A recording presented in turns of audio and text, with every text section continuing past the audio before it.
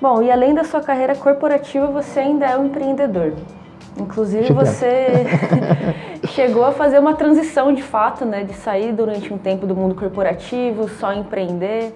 Então, eu queria que você contasse um pouco de como é essa experiência com o empreendedorismo e principalmente de como você fez a transição de carreira. Porque muitas pessoas pensam, putz, vou vender coco na praia, larga tudo, vai abrir alguma coisa. É verdade que uma transição é o mais indicado, né? Exato. Contasse um pouquinho sobre se isso. Preparar para esses momentos, né?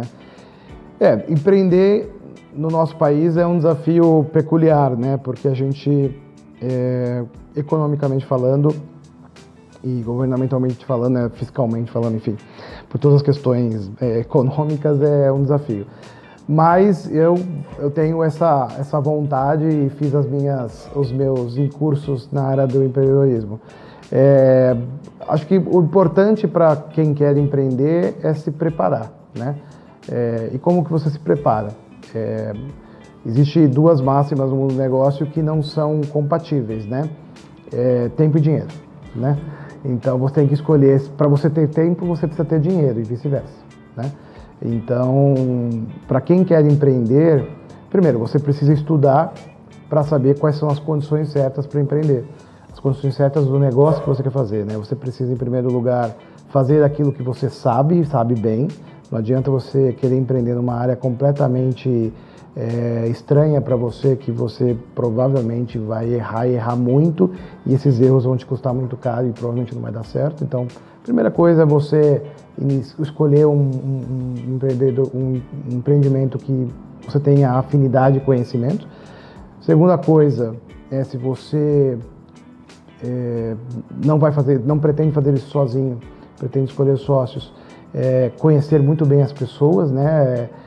E em geral o sócio tem que ser tão apaixonado por aquele tema quanto você, porque também senão as divergências de expectativas, de entendimento daquele mundo vão levar vocês invariavelmente para caminhos diferentes. Isso, sociedade é um casamento, né? É um casamento, eu diria que é até mais difícil que o casamento. Não tem algumas vantagens, né? Exatamente, não tem algumas vantagens e existem menos pressões sociais para você mantê-lo.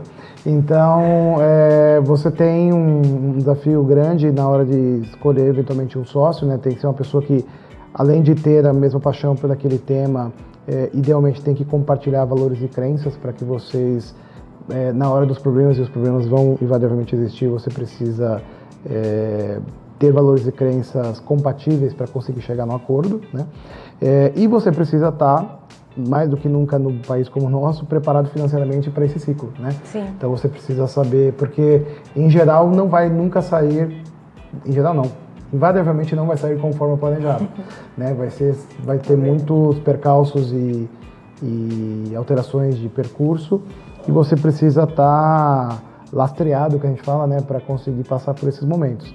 Então, né, porque o primeiro ciclo é o mais difícil. Depois você consegue trazer eventualmente um investidor, pessoas que vão ajudar a sustentar o negócio dentro de um ciclo mais amadurecido, a coisa tende a ir com um pouco mais de previsibilidade, vamos assim chamar.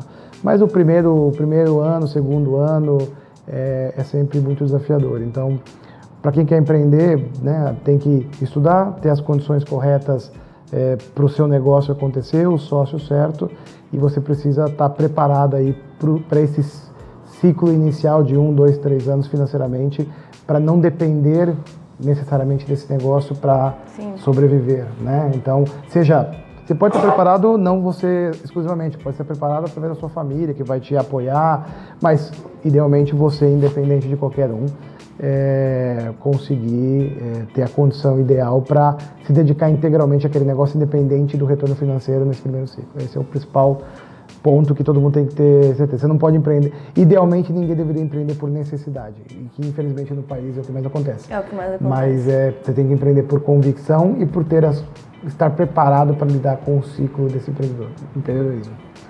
Faz bastante sentido. E Paulo, independente se no mundo corporativo ou no mundo do empreendedorismo, qual foi o maior desafio de gestão que você já pegou? Olha, eu acho que o maior desafio foi a minha passagem pela Samsung, né, uma multinacional.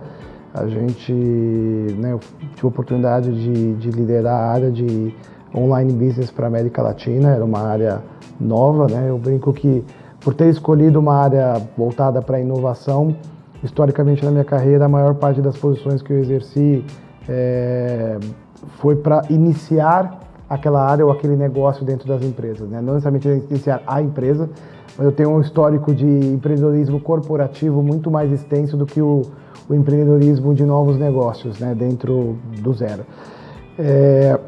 E foi um desafio muito grande pelo desafio cultural, né? Eu fui trabalhar numa empresa asiática, né? Sim. Que cultura tem diferente, cultura muito diferente, com expectativas diferentes. Né? Tem a barreira do idioma, né? Por mais que eu tenha fluência do inglês, que é o idioma da companhia, né? Para toda a parte Sim. do dia a dia, não é uma empresa de origem inglesa, né? Ou de origem de idioma, então mesmo os coreanos têm uma dificuldade de se expressar dentro de um idioma diferente do original, né, do nativo deles.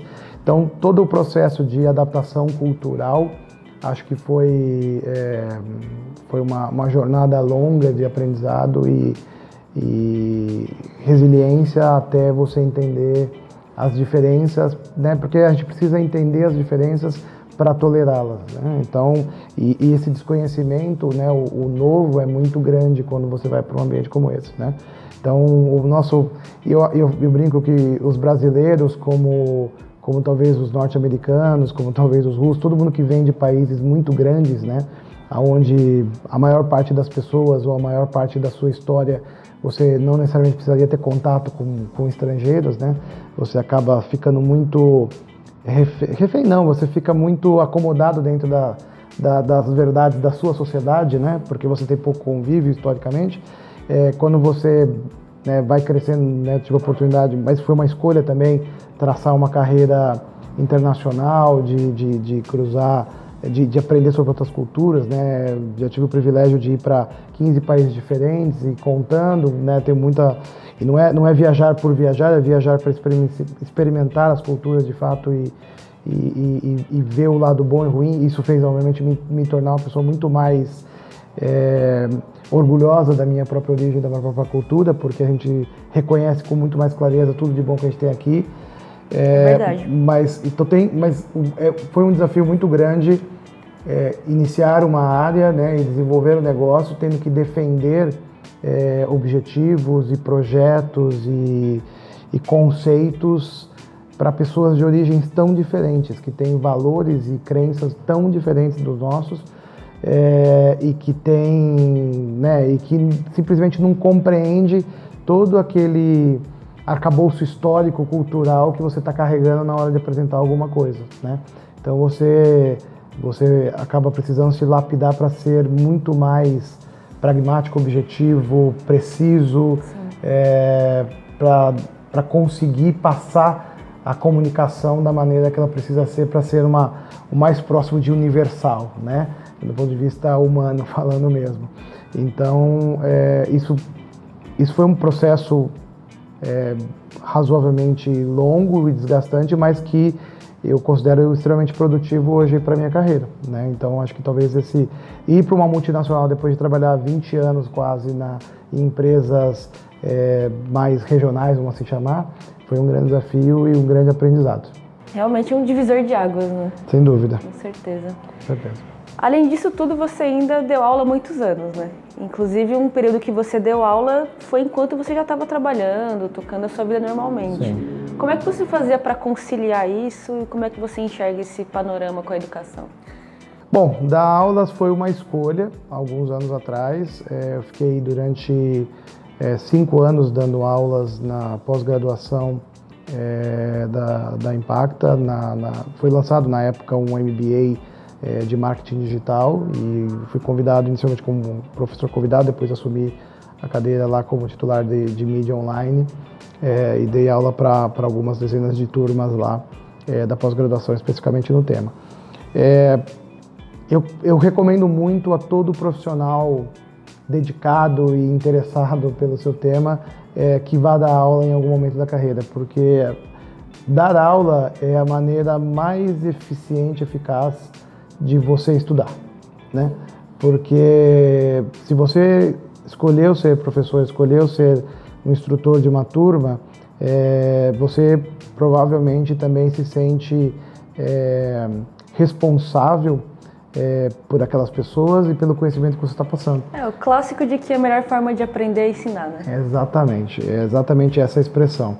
Comecei a dar aula numa época que eu ainda estava numa posição gerencial, então tinha um pouco mais de tempo também para me dedicar aos estudos, né? Hoje, a posição que eu exerço, e também pelo fato de ter família, na época eu ainda não tinha filhos e tudo mais, era um pouco mais fácil de lidar com o desafio.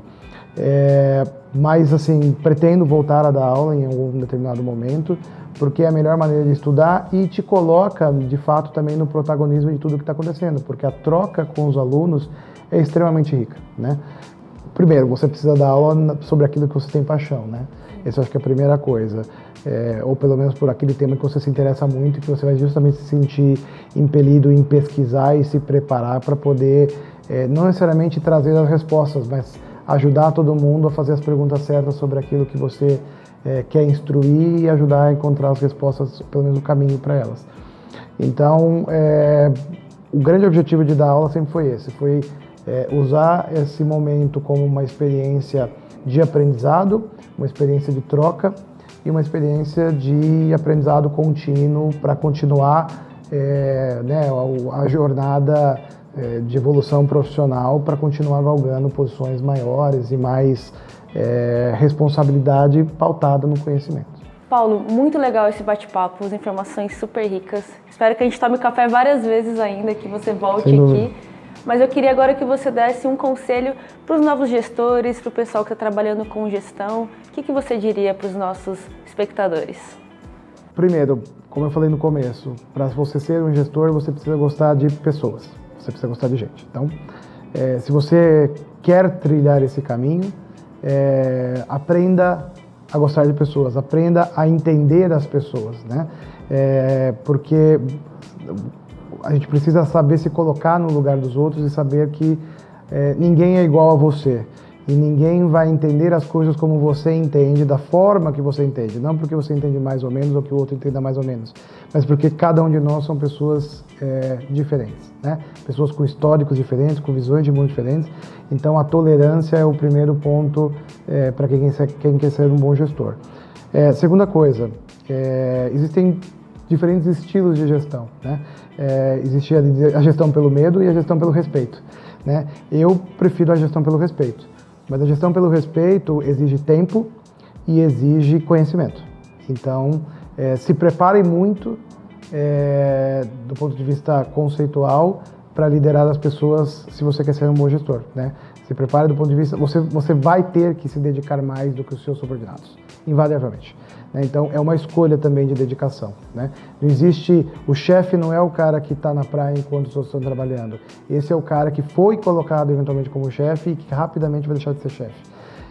O bom gestor, o bom líder é aquele que vai trabalhar mais em geral do que os outros e vai se dedicar mais justamente para ser merecedor daquela posição e principalmente para conseguir criar coalizão e um caminho sinérgico dentro daquilo que se propôs a fazer dentro de uma equipe, independente do tamanho que essa equipe tenha. Então, dedicação, resiliência, foco, né? Prazer de estar e interagir com pessoas. Tudo isso são características fundamentais, eu acredito, para bons gestores ou para pessoas que querem ser bons gestores, né? Então, é isso. E ser eternamente insatisfeito, né? Sei que você fez um vídeo sobre isso. Insatisfeito crônico. Insatisfeito crônico, exatamente. E eu acredito muito nisso. Eu acho que todo bom líder é um insatisfeito crônico, né? É uma pessoa que sabe que quando atingiu um patamar, mudou de status, tem que partir para o próximo, né? Você nunca pode se sentir satisfeito. O bom gestor nunca está satisfeito, né?